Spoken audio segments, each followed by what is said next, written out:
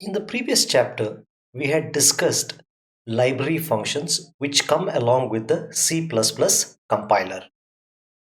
We had spoken about the numerous advantages of library functions in the sense they have already been tested, so it saves us time during creation of our program. It's already been debugged, so it's easy to maintain, makes our development process simple, faster, lesser lines of code, and you can break your development into a number of parts. So user-defined functions are also known as simply functions or procedures or subprograms in different languages.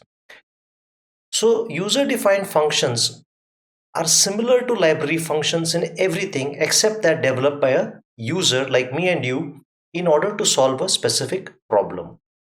Let us say there was no function available to find the square root. You and I ended up writing the code to find the square root of a number. That would be an example of a user defined function. Now, let us try to understand what are the obvious advantages of a user defined functions.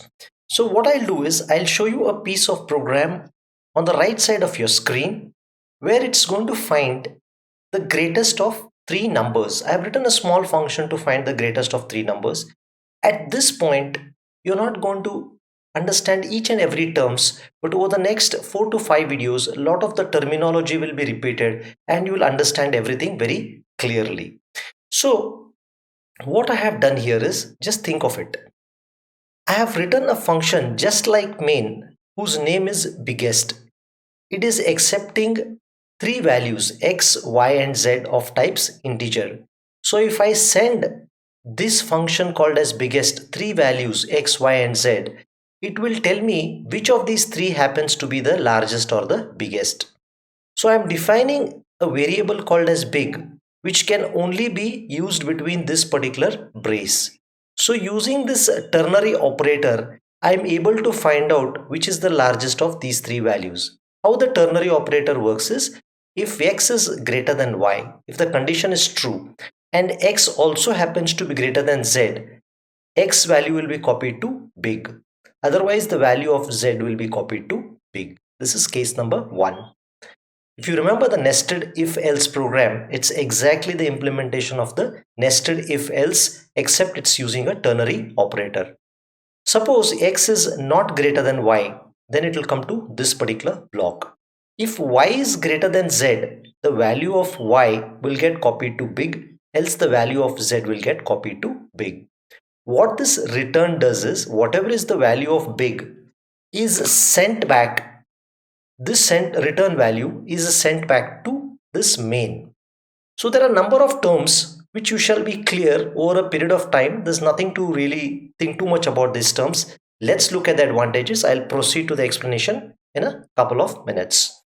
Now, if you suppose you had to say that I had to calculate the biggest number 50 times in this particular block, 50 times I would have had to repeat this particular code to calculate the biggest. So statements that are repeated several times, you can create a separate place for it called as a function, solve your problem and use that value in the main function. Now, another advantage. Suppose I needed to calculate the biggest of three numbers to be used by 100 different programmers in their program. Does it make sense for each of the programmers, each of the 100 people to write this biggest value? Absolutely not. Maybe I just develop this, I provide the prototype, they can include a header file and they can use this particular biggest function without worrying about typing it, testing it, debugging it and maintaining it. Because once I tell them what are the inputs it expects and what it will give, they can use it without having to recode. So this is the advantage. If more than one set of instructions are leaded by more than a set of programmers, function can be developed like this and it can be utilized by other members of the team. Now, another advantage of functions. If you have a huge task, if you have a huge application to develop, you can break it up into a number of small parts called as modules. The modules can be developed using functions. The advantage of breaking down into a number of parts is each part can be developed by a group of one or more programmer. It doesn't have to be all one person doing everything. So by breaking down a program into a number of parts, modules, or functions, different people can develop different parts. They can be independently developed, debugged, easier to maintain, and provided to other developers or users so that they can be used. Now, these are the last two advantages which I would like to mention.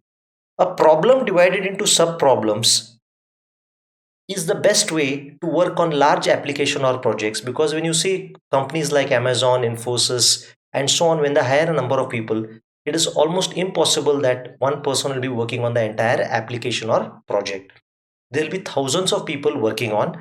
So the problem is divided into a number of sub problems. Each sub problem is given to a small group of team members, and they are responsible for maintaining, developing, and carrying out the work on it. Now, I've also told you, if this biggest had to be written 50 places in this main, the length of the code would have been simply long without giving us any benefit. But by writing it in one place and calling it whenever we require it, we have reduced the length of the code. So let me briefly run through what this is doing, and then I will explain to you everything in detail as we proceed. Now, if you see here, biggest is the name of the function. This is known as the called function. This is the calling function. Now, before I can use biggest, I need to declare the model or the prototype in main. What the model tells me, its name is biggest. It is accepting three values of the data type int. I just need to specify the data type. That means it is accepting int, int, and int. And why this int? Because the data type of big is int. It is finding the biggest or largest of three numbers, and if you see it's returning big, the data type of big happens to be int, so it is sending back a value or returning back a value which is int. Now if I see int a, b, c, and big, these are variables which have a life or available only between these two flower brackets. If I try to print the value of a, b, and c here, the compiler will flag a error, because a, b, c, and this big have a life only within this particular block. Now I'm asking the user enter three numbers. User enters the three numbers. Now when I call biggest of a, b, and c, the value of a gets copied to memory location x, the value of b gets copied to memory location y, the value of c gets copied to memory location z. A, B, C are different memory locations. X, Y, and Z are completely different memory locations. So using the value of X, Y, Z, I have declared a variable big. This big is called as a local variable to biggest, because big has a life only between this flower bracket. It doesn't have a life. This big is completely different from this big. The memory location of this is completely different from the memory location of this particular stuff. So once it calculates the big, this is called as the function call. Just as you called square root, you are calling this biggest. So it is calculating the largest, and since it's returning, that return value gets copied to this big. This big is local to main. This big is local to biggest. Now I am simply printing what is the biggest value, and I am returning 0. So this should give you an idea about this particular function to find the largest of three numbers. Let me continue a little more bit about the different types of information that is present in this particular program. Okay, if you look at it, the general structure of a function, this is a function definition, or a structure of a user defined function is like this. Return type. What is the return type here? Int. What is the function name? Biggest. These int x, int y, int z are known as argument list or parameters. These are arguments or parameters, and if you see, I have given them names and also declared their data types. Local variable declaration. Big is an example of a local variable declared in biggest. Executable statements. This is an executable statement. This is an executable statement. They can be 0 or more executable statements in a function.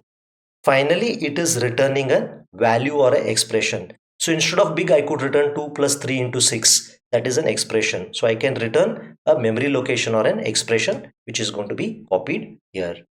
Just to refresh, In green is the function header. Okay, this complete line is the function header till this bracket. Starting from int till this bracket is function header. Purple is the function body. This is the function body. So in our case, this is the function body. Return data type is int. Return data type may be integer, float, double, char, long, struct, class, anything depending on the application. Function name biggest. This is the name of the function. Now, let's try to understand a few more aspects of this particular program. All right. So if you take a look at this particular program, let's take a look at one thing at a time. This is your function. These x, y, z are known as arguments or parameters. They are always variables. They are never expressions. Each of these int x, comma, int y, comma, int z should be declared separately and separated by a comma. That's what it says here. You should declare x separately, comma, int y, comma, int z. You cannot say int x, comma, y, comma, z. That is not correct. Now, the list should be enclosed in round parenthesis. The complete line starting from int to this round bracket is called as the function header. Now, what are the local variables? I told you A, B, C and big, they are local to main in the sense they have a availability only between this flower bracket. If you try to print A, B, C here, the compiler will flag a error because A, B, C are local to main. This big and this big are not the same. The address of this big could be 1000, the address of this big could be 2000. So since these variables are only big is available to biggest, A, B, C are available to main, these are known as local variables. Now, what are the example of executable statement? All the calculations, returning a value. These are all examples of executable statement. Executable statements are instructions developed in order to solve a given problem. So local declaration along with the executable statement is called as the body of the function. Body of the function starts from this flower bracket and ends with this flower bracket. For now, this should be good enough. Just be sure you've got at least some idea about these are parameters, ABC are parameters. This is the function model or prototype. Okay, this is local variables. This is returning a value back to big. This is the return data type. So if you have understood this basic information, you are good to go in the next session. Otherwise, repeat and revise because a lot of these words I will be repeating over a period of time.